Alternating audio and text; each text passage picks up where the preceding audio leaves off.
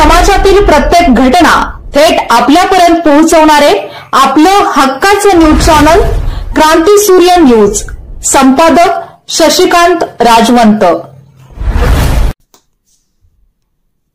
येणाऱ्या 6 तासात प्रशासनाने योग्य तो निर्णय घेऊन रामानंद नगर येथील बेघर झालेल्या लोकांना त्यांची कायमस्वरूपी सोय होईपर्यंत त्यांची सर्व जबाबदारी प्रशासनाने घ्यावी, अन्यथा बेघर झालेल्या 40 ते 45 कुटुंबांना घेऊन पलूस तहसील कार्यालय परिसरात अतिक्रमण करणार असल्याचा इशारा दलित महासंघाचे संस्थापक अध्यक्ष डॉक्टर उत्तमदादा मोहिते यांनी दिला आहे।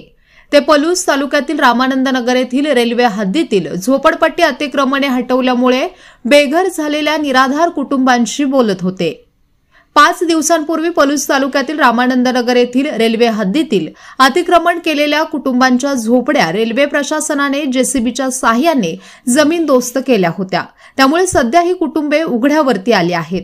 त्या अनुषंगाने सोमवार दिनांक 12 मे 2025 रोजी दलित महासंघाचे संस्थापक अध्यक्ष उत्तमदादा मोहिते यांनी संबंधित निराधार कुटुंबांची भेट घेऊन याविषयी माहिती घेतली। तसेच त्यांनी पदाधिकारी व कार्यकर्त्यांसह घटनास्थळाची पाहणी करून बेघर झालेल्या कुटुंबांना हक्काची जागा व घर मिळत नाही तोपर्यंत निराधार कुटुंबांसह आंदोलन करते आमिर भैया पठाण, हरीश वडार यांच्या पाठीशी राहणार असल्याचे आश्वासन मोहिते यांनी दिले। यावेळी दलित महासंघाचे युनुस भैया कोल्हापुरे, निशांत दादा आवळेकर, विनायक कांबळे, अमन इनामदार, शेरू भैया चाऊस, राहुल साठे, घनश्याम मोरे, रोहित मोरे यांच्यासह संघटनेचे पदाधिकारी व सदस्य तसेच आमिर भैया पठाण, हरीश वडार आदींसह आंदोलनकर्ते मोठ्या संख्येने उपस्थित होते। आज भारताला स्वातंत्र्य मिळून 70 ते 75 वर्ष पूर्ण झाले आणि देश महासत्ताकडे वाटचाल करत आहे।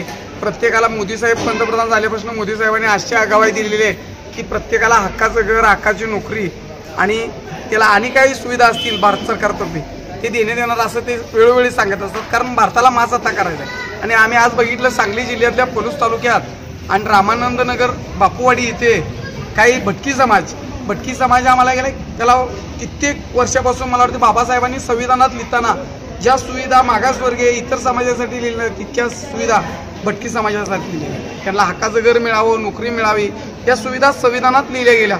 पण मला वाटतं या पलूस तालुक्यात जी संविधानाची पुस्तकं आली गेलीत त्यात भटकी समाजाबद्दलचं पान बहुतेक फाटलं गेलं होतं आणि ती पान पुस्तक यांच्याकडे आलं।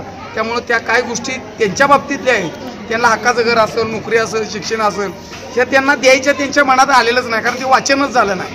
त्यामुळं काल गेल्या काही 50-60 वर्षापासून ती लोक ह्या ठिकाणाला वास्तव्य असून सुद्धा त्यांच्या राहत्या घरावर संबंधित जे आपले इंग्लंडचे रेल्वे कर्मचारी म्हणजे भारतातनं इंग्रज गेले पण जे काही लोक त्यांची राहिली गेली त्यांचा वंशज राहिला गेला तो फक्त आमच्या भारतीय रेलमध्ये राहिला गेला आणि ते त्यांचा कायदा आणि हक्क अधिकार ते त्यांचं त्यांनी स्वतः ठरवतात, नाही काय दुसऱ्या कोणाचाही विचार घेत नाहीत ते। त्यामुळं त्यांनी इथं येऊन त्यांनी 60-70 वर्षापासून वास्तव्यात असताना सुद्धा त्या ठिकाणांची त्यांची घरं त्यांनी काढलीत, उद्ध्वस्त केलीत, त्यांचे प्रापंचिक साहित्य तसंच पैसे, सोनं, नाणं या ठिकाणाला सुद्धा त्यांनी तिथं गप्प झालेला आहे आणि त्यांचा प्रपंच रस्त्यावर येऊन सुद्धा या ठिकाणाला स्थानिक प्रशासन तालुक्याचं असेल किंवा जिल्ह्याचं असेल या गोष्टीकडे लक्ष देत नाही आहे आणि तिने झोपेचं सोंग घेतलेलं आहे। त्यामुळं आज आम्ही या झालेल्या अन्यायाला न्याय देण्यासाठी या ठिकाणाला आलेलो आहे आणि आमचं एवढंच सांगणं आहे की प्रशासनानं येत्या संध्याकाळच्या 6 तासाच्या अगोदर त्यांची व्यवस्था ज्या ठिकाणाला आहे ती जबाबदारी घ्यावी आणि व्यवस्था करावी।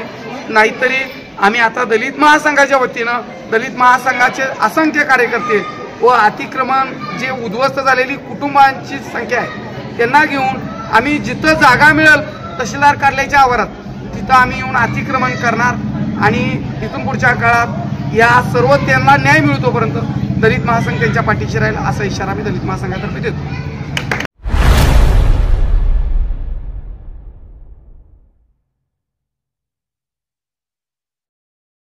क्रांती सूर्य न्यूज। संपादक शशिकांत राजवंत। सबस्क्राइब करा,